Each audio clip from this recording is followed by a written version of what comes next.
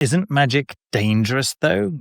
Well, it's not safe, that's for sure. You're interacting with powers about which very little is known. And of course, the ultimate purpose of magic is to change your life. Now, if you think about it, the way to get from A to B is definitely not always in a straight line. You get from A to B by removing what is preventing you from getting to B. And so the path from A to B very often involves losing some stuff first before being able to get back up on track into the direction of B that you intended in the first place. Now, what I'm not talking about here is interaction with dangerous spirits, okay? I mean, they're all dangerous spirits, basically, because they have a power to change your life. We can talk about dangerous spirits in another video. For the moment, I'm just talking about those spirits that do have your best interest at heart.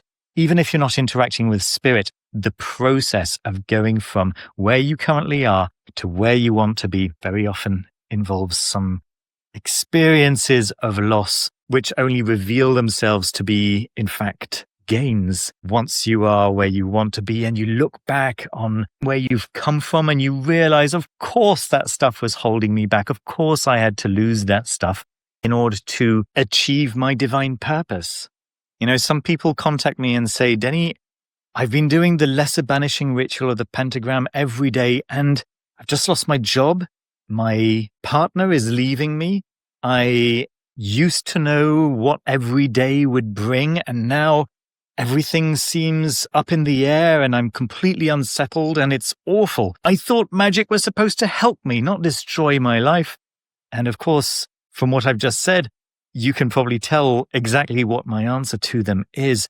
You're just starting the process. And if you've strayed very far from the path that you're supposed to be on, your perfect path, the path that leads to your perfect, divinely appointed self, then stripping away all the stuff that gets in the way can be very painful. But if you're doing the magic right, if you're genuinely setting out to improve your life and to make it a more divinely inspired life, my advice for you, especially if you're losing faith that there is a light at the end of the tunnel, is to maybe do some divination. Use the tarot, speak to a psychic. If you don't have your own divination system yet, then speak to someone who can do that for you and see what the future actually holds for you. And then, of course, you can make your own decision as to whether it's worth it or not. But no, magic is not safe. But in my experience, it's always worth it.